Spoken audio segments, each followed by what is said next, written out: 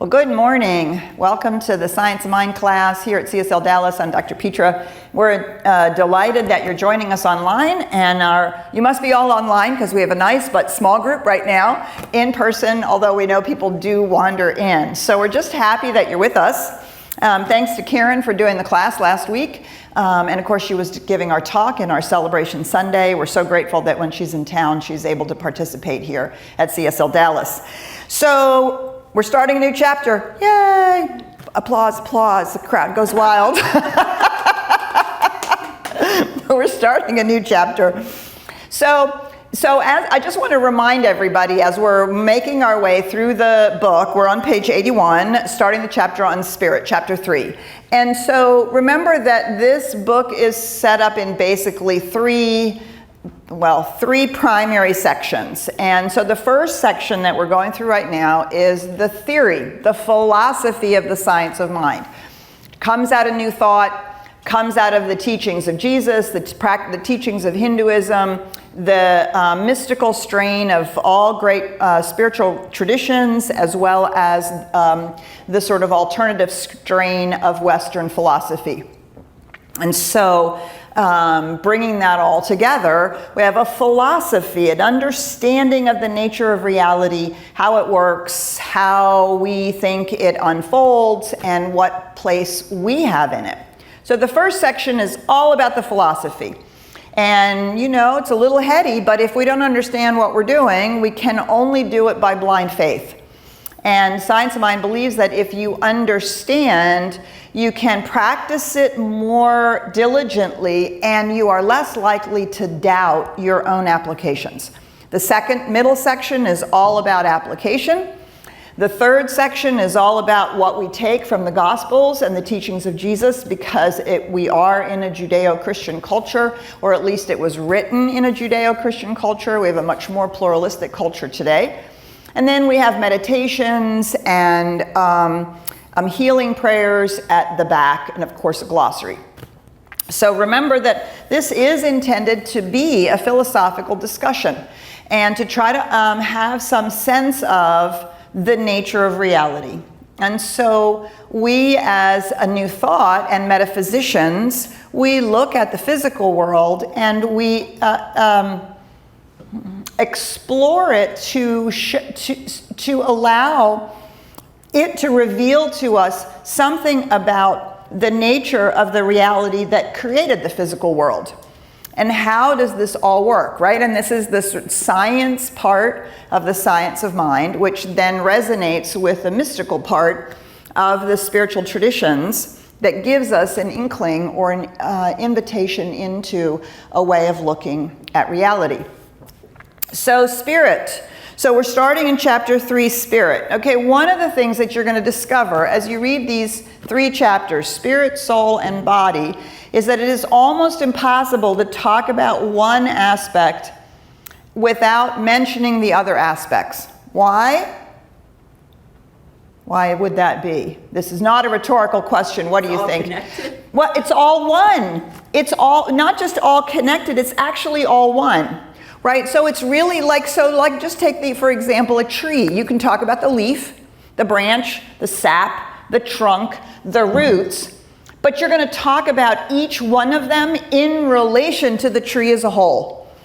And yes, you can really focus in on one of the aspects of it, but inevitably you're going to talk about its relationship to the other aspects.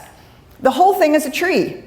So we're not cutting it apart, we're not dividing it, we're not moving into dualism. We are recognizing that the infinite nature of reality is so complex that simply saying the word God doesn't really say a lot. We use the word God because we have a convention in our language that God is the word we use for the largest idea that we have about the spiritual or divine nature or the way life is created, is coming into being. So when we use the word God, we generally mean the whole thing, although that is very easy to forget. especially because the other thing you'll realize as you read these chapters is Ernest Holmes is not careful in the way he uses words. And it can be confusing. So he'll say spirit is God, and then he'll say the whole thing is God, and then he'll say the manifest universe is a part of God, and then he'll say the manifest universe is God, and it's very confusing. And so that's why we spend time really parsing out, what does this mean? What do we think it means? What might we be able to understand about it, even if obviously we can't understand the infinite nature of the one infinite reality, which includes everything. I mean, the mind just boggles when you start doing that, right? Whew. But we can begin to access our understanding of different aspects of this one infinite nature. And again, my favorite analogy is I can talk about my emotional state, I can talk about my mental state, I can talk about the synapses in my brain, but I can also talk about the patterns in my subconscious mind. I can talk about my body and how it's doing. And I'm talking about each of these things as if they were separate things. And yet we know for a fact, right, all of them is me. So we never, ever, ever, ever want to forget that we are not dividing the infinite nature. We're simply looking at it from different directions, paying attention to the different ways that this infinite nature shows up, operates, how it seems to be working with all of its disparate parts, just as we're interested, right? The mind-body connection, the mind-emotion-body connection, all relatively new in the last 50, 100 years, when we recognize that these things all impact each other and they're all moving, and that you can enter the wheel in any place, but you have to understand how all of them are impacting. So that's why spirit, soul, and body.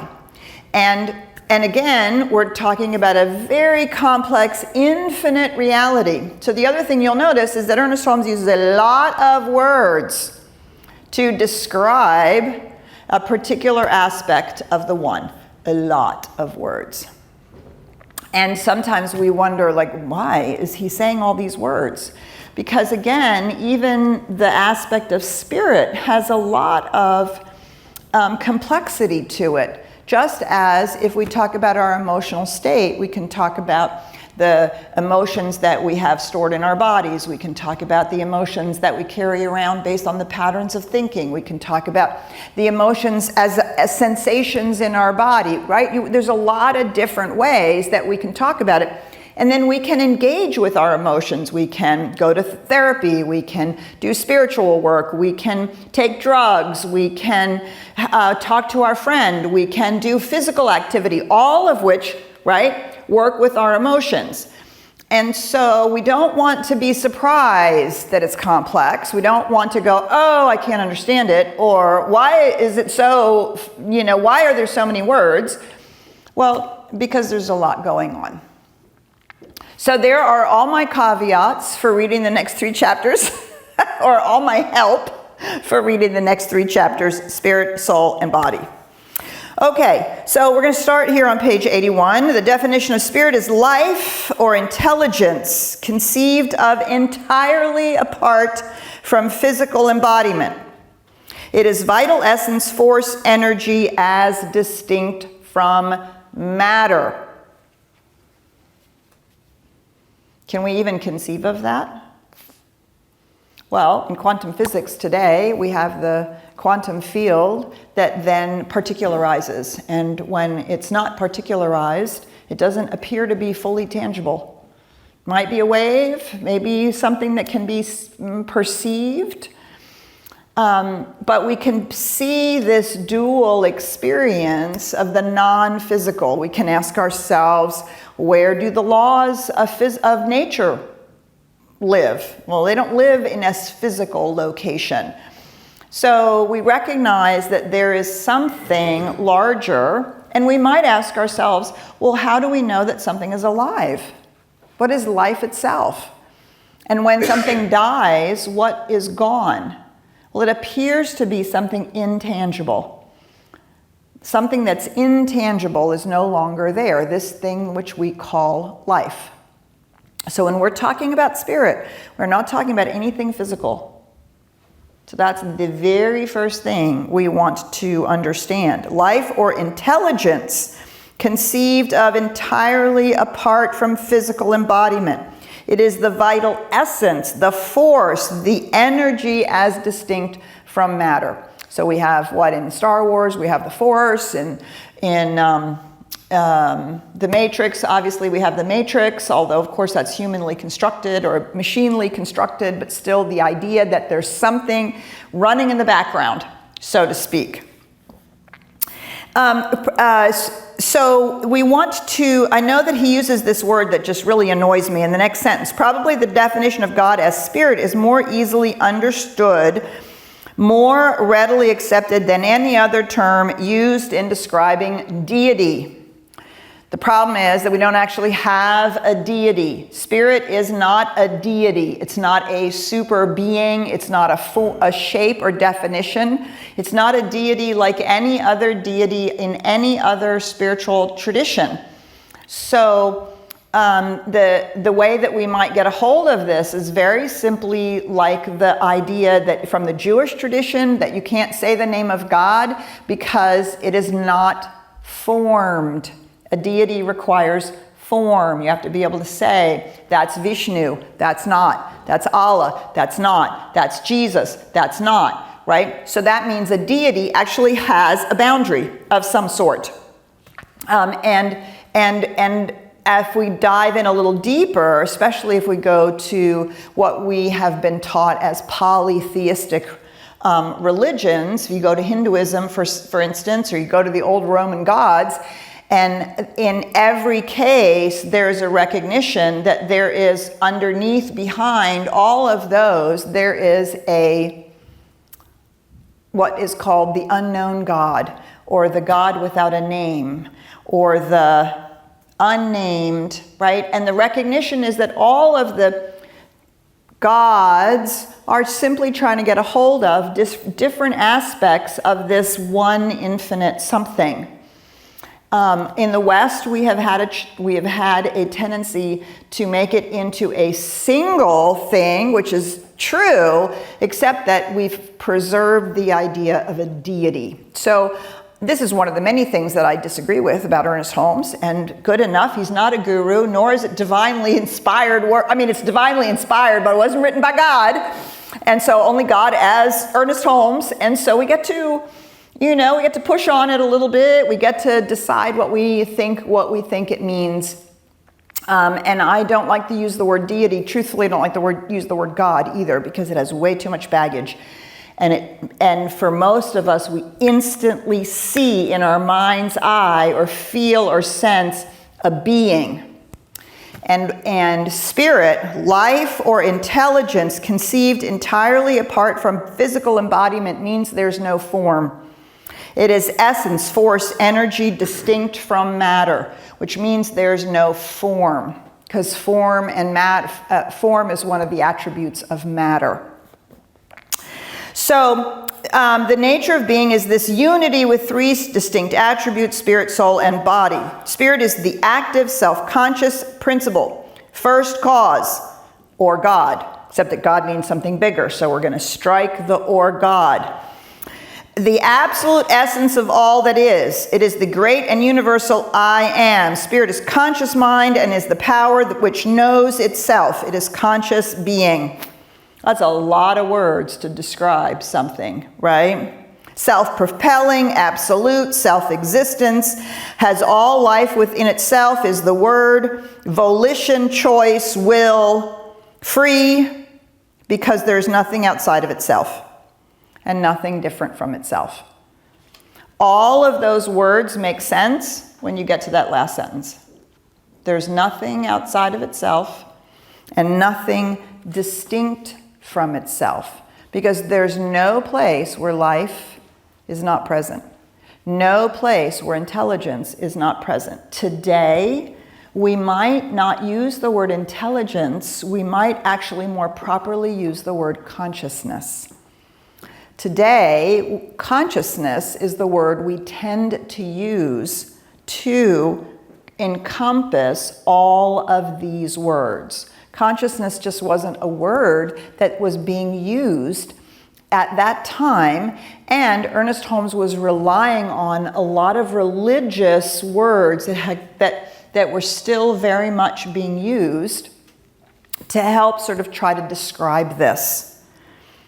So it knows nothing outside of itself, therefore there is nothing different from itself, right? We begin to get this idea of this infinite oneness, which is beneath, behind, around, and through all of creation. Creation is actually contained inside this infinite, intangible reality. So despite the fact that our teaching symbol, if you're familiar with it, shows a spirit, soul, and body with a V of creation, it's a little bit of a false conception because it makes it distinct. Spirit is distinct from soul as distinct from body, all in the one. If I were Ernest Holmes and remaking the teaching symbol, I would make spirit as a circle on the outside, soul as the next circle on the inside, and creation, the form, manifest form, as the smallest circle in the middle. And I would have probably 2 V's or maybe even 4, all moving from cause to effect, right? And it's just a little, it releases that sort of hierarchical idea that somehow there's spirit out there separate from, because it's life and intelligence that is behind and around and the movement, but it's also within and through because it's life. So anywhere there's life and intelligence, which we might call consciousness, spirit is present, which would be everywhere. Right? So we get the word omnipresence. Omnipresence, present everywhere. That means everywhere, including you. You are not the great exception. You are not the one place where spirit is not showing up. You don't have to you don't have to leap over a gap to be that. You don't have to become more of yourself for spirit to be present as who you are. Because it's already omnipresent. It's already omnipresent, not only as you, but as the life force of every cell of your body. It's the reality of consciousness that we see everywhere outpictured in the universe. So, let's stop there. Let's ask ourselves, love to ask, what is confusing about this for you?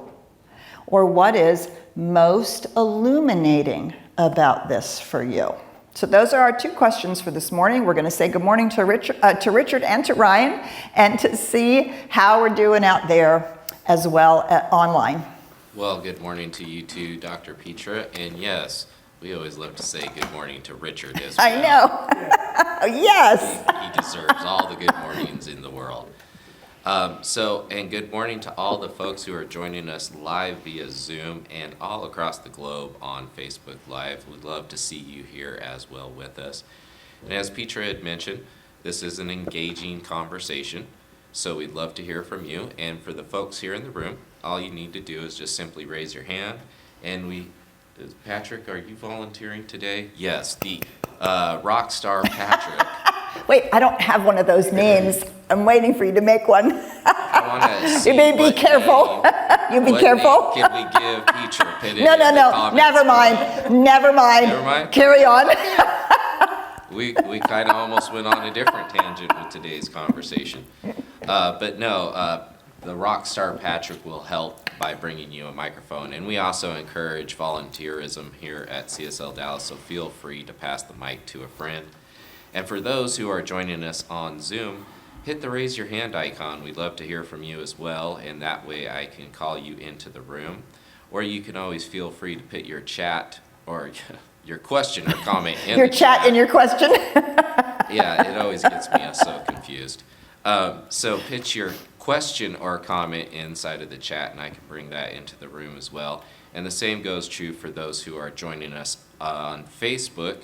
You can put that inside of the comment section, and I'll put that in the room.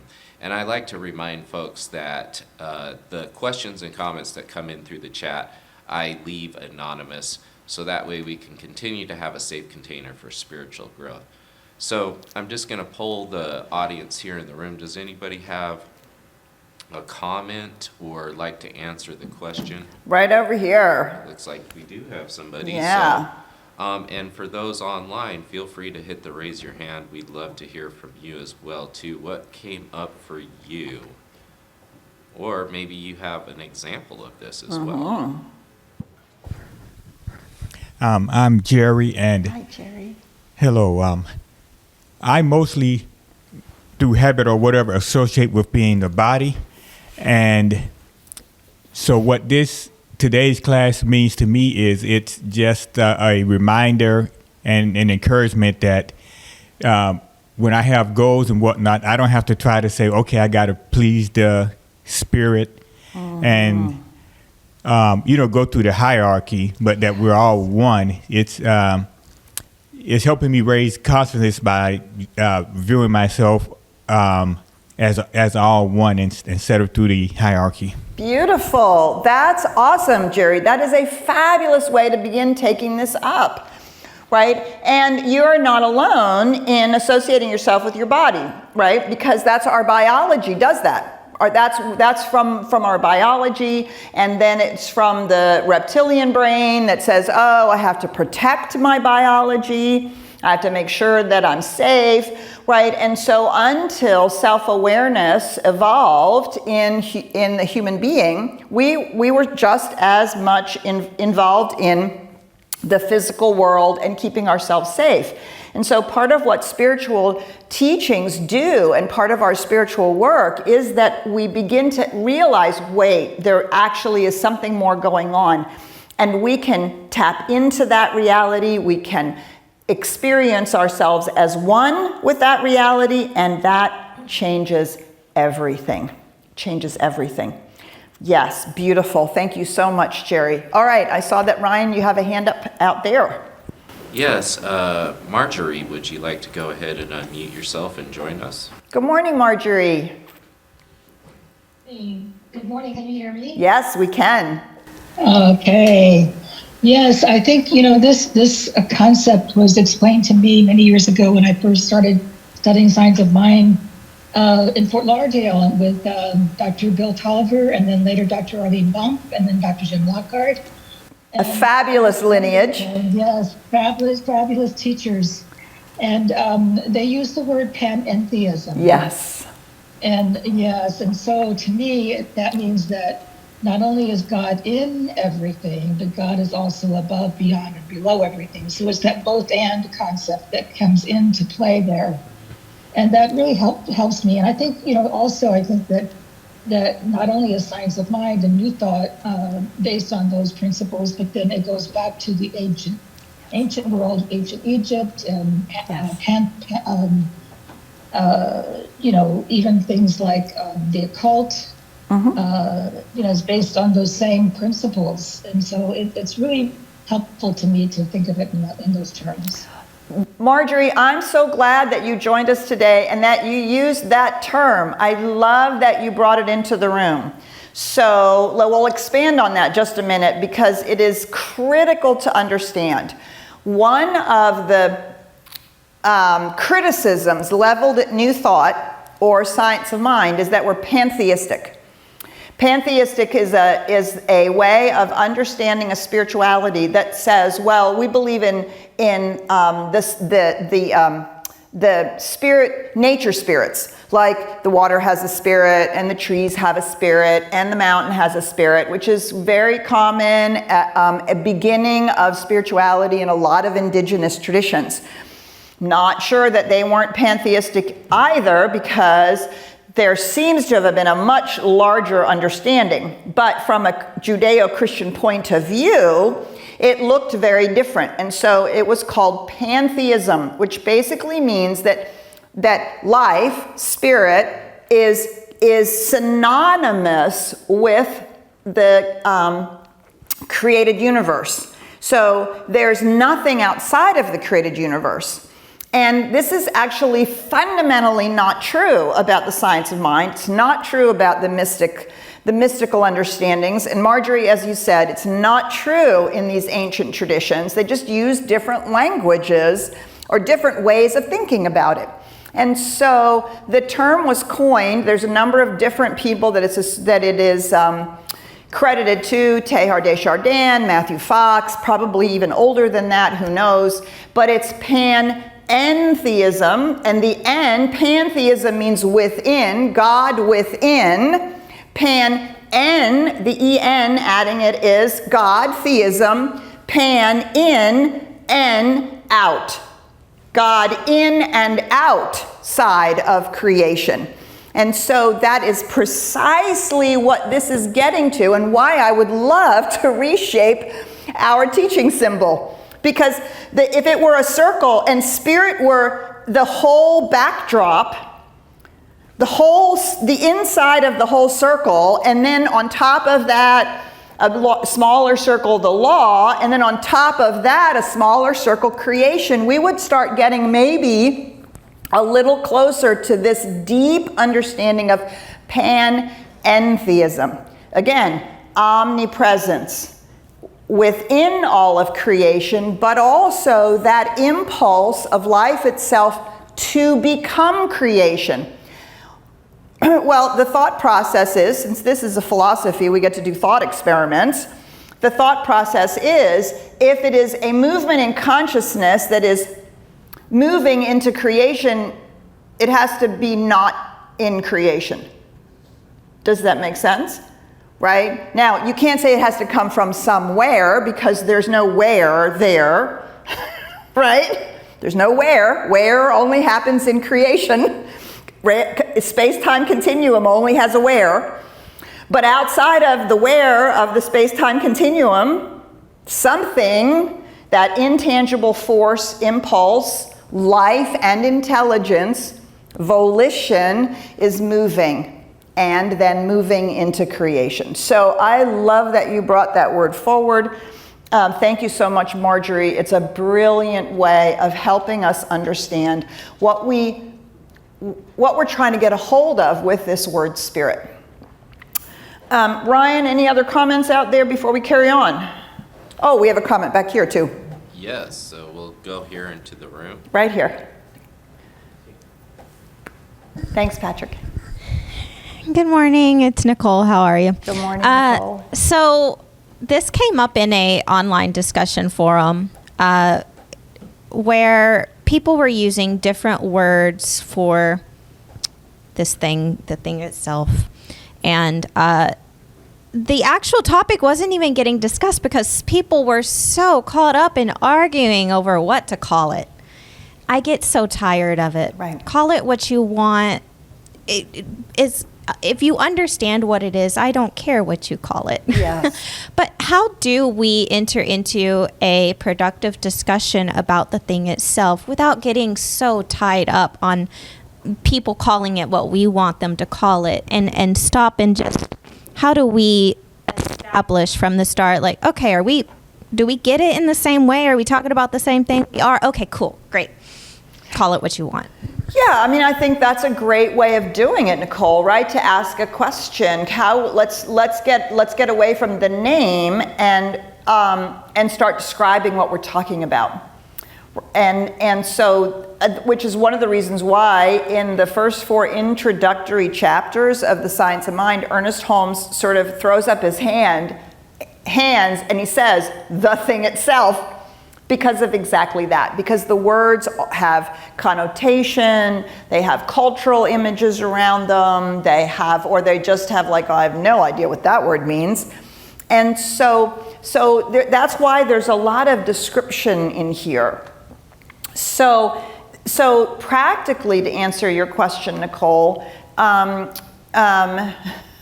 just had this conversation with a friend of mine. So for the first, 15 years of my ministry, my mother prayed that I would find Jesus.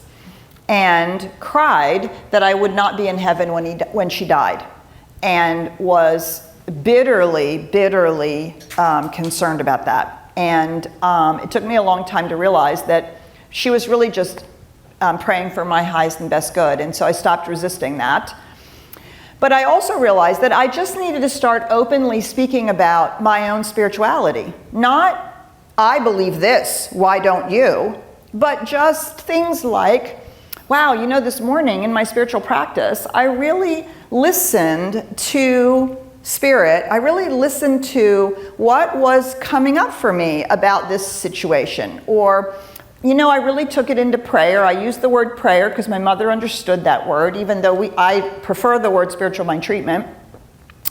You know, I really did a lot of work with that, and I believe that something has really shifted. And then I would say, wow, and then here it is. And so I just began evidencing the way in which I was thinking about it.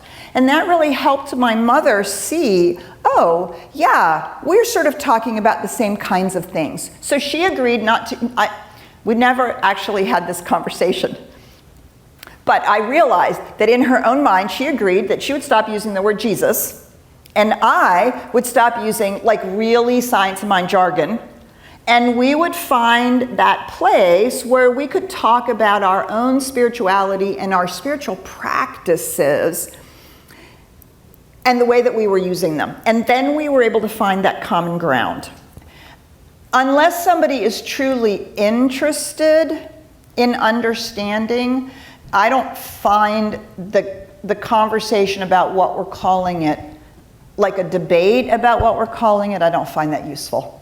I tend to just let it go, and then I just, you know, and just talk about, well, this is what my faith teaches me, this is what my spirituality shows me, this is what I've learned in my spiritual practice, any of those kinds of openings, and then just sharing what there is. Because you're right, we get very invested in the words, and I think that's one of the reasons why Ernest Holmes uses so many of them. So many different words to describe the one thing. First of all, it's very complex, but second of all, there's partly a hope that one of the words is going to be like, I get that part. That I get. Okay, now if I can get that part, maybe I can start seeing what these other words mean. What do they imply if I start thinking about this larger thing? And so, and you know me, I say this on a regular basis. I really think that you should be careful of anybody, whether it's a book, whether it's a teacher, whether it's a spiritual being, whether a spiritual person who says this is the way you have to understand it. These are the words you have to use. Let the words open something for you. But if they don't, it's okay. Find those that work for you. So it's a great question, Nicole, and it's the challenge, I think, sometimes with interfaith work, where we try to come to agreement about the words. Let's come to more deeply agreement about what we mean and actually how it makes us live in the world. Lovely. All right. Anything else going on out there, or shall we carry? Oh, we've got a comment right here. Great. I'm Willie. Hi, Willie. I think that I like that whole conversation. It's a way of meeting people where they are and telling them who you are and where you are without criticism. Yes. Yes. And without judgment. Yes.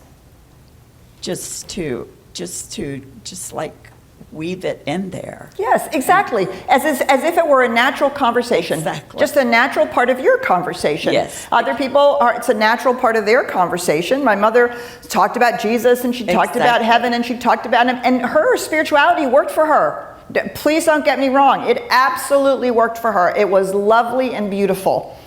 And that weaving it in just naturally, we found that place to connect. Yes. Yes, whereas with other people who insist that if you don't use these words and you don't say it this way, you're wrong, there's no point in entering into that conversation. That's how I handle my own family, my sisters, and because they don't talk the same language I do. Right. Right. So I just kind of find a way of saying what I mean, using a little bit of their language and a little bit of mine. Yeah, absolutely. until they stopped with the judgment and the criticism, Yes, beautiful. and they let you be who you are. Yeah. And that's the gift that you also gave them, Yes. right? You stopped in Yes. your own mind criticizing them for not using your language or not understanding the way that you see it. Right. Because they see it the way that they see it. By you releasing that judgment and being willing to enter into the conversation in a very open manner, right? Invited them to do the same. Right. Beautiful. Thank you for sharing that, Willie. Yeah, and never to the point of being afraid to offend or hiding our spirituality, right? But to find that common ground and that way to speak and to share. Beautiful. Thank you. All right. Ryan, I'm going to check one more time if there is a comment or a question out there. I think we're ready to move a little bit forward in the Perfect. Such an Okay. exciting chapter. Good. Okay, so the top of the next page. Spirit is Father, Mother, God. Ooh, man. Can I just tell you that I just really don't like that he uses that. Because, again, we have what? What do we say? Father, Mother, God. What do you think about? A man and a woman. A man and a woman, parents, your own parents, family. Okay, can we say dysfunction? Right? And a purely binary way of looking at, and also deity, a shape, be it father, mother. Now, let us give grace to Ernest Holmes, right? What he's trying to do is to break out of the father, clearly trying to break out of the father, and so including mother, which we want to give him all sorts of props for. Remember, he was writing this in 1927, binary, non-gendered was not even a thing in consciousness at that time, right? And so we give him props for starting to break out of the mold. Spirit is Father, Mother, God, because it is the principle of unity back of all things. The masculine and the feminine principles both come from the one. And notice that he says the masculine and feminine principles. So he doesn't mean a father and a mother. He doesn't mean a parent. He doesn't mean a being. And so we have to kind of pop ourselves out of that image in our own minds. And spirit is all life, truth, love, being, cause, and effect. It is the only power in the universe that knows itself. Why? Because spirit could have nothing outside itself. That would be God and something else. Spirit is all, the center and circumference of everything that exists, both manifest and unmanifest. It has no enemies, no differences, no otherness, no apartness, no separation from itself. It is undivided, complete, and perfect within itself, having no opposites and no opposition. It knows only its own ability, and since it is all, it cannot be hindered in any way, shape, or manner. And that's everywhere. That's life everywhere. So what does that mean about us? Things to ponder deeply. Things to ponder deeply within and without. It is the transcendent mystery and the indwelling presence simultaneously. And all those words apply to the indwelling presence as much as it applies to the transcendent mystery. That which is so big that we can't even get our mind around, but we can, in the mystical experience, we can touch the experience of it, even though, like most people, when we come out of that experience, we can't begin to talk about it because we immediately have dualistic, finite language to try to talk about this experience. But we can absolutely experience it. We can understand it intellectually, even if we can't completely bend our mind around it. And it is that which is the ultimate panentheistic reality, right? That's what we mean when we say we are studying the nature of reality. This is where it starts, is this idea, and the idea that spirit can only know itself because there is nothing else. And this is what got me in trouble in catechism when I was 6 or 7 years old, and they told us the story of creation. God took the dust and breathed on the dust and made Adam, and my question was, where did the dust come from? How does that work? God is everything, God is all powerful, God blah, blah, blah, blah, blah, love. And, I heard all that, and then there was God and dust. I mean, my little brain was like, wait, there's something wrong with this picture. Right? And so going back to your comment, Jerry, about realizing how fundamentally, biologically, we're designed to identify with matter, with our physical being. I mean, that's what kept us safe for millennium. And as we developed, and consciousness was developing an organ that was able to become conscious of itself, individualized expression of the one. So now we have the spirit, the I am that I am, which is now awake to that, right? Now we can begin to access some idea of this larger infinite reality. So I would highly encourage that you take that whole paragraph, maybe not the Father, Mother, God part, but whatever you want to do with that. If you love that, good for you. I'm glad.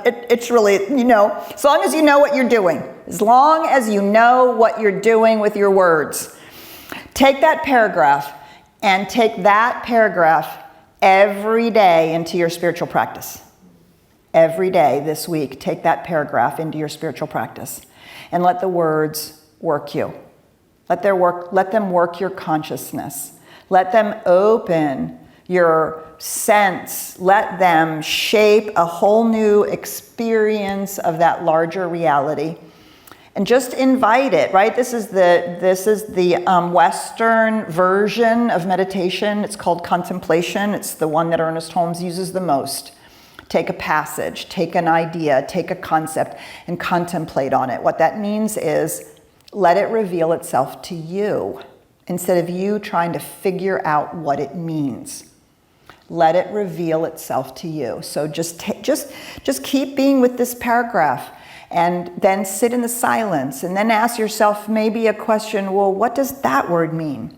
Or hold a sense of inquiry, just a sense of inquiry. You don't even have to form a question, just a sense of inquiry in your consciousness, and allow these ideas to simply sit there and begin to reveal themselves to you. This is so fundamental to our understanding and practice of the science of mind.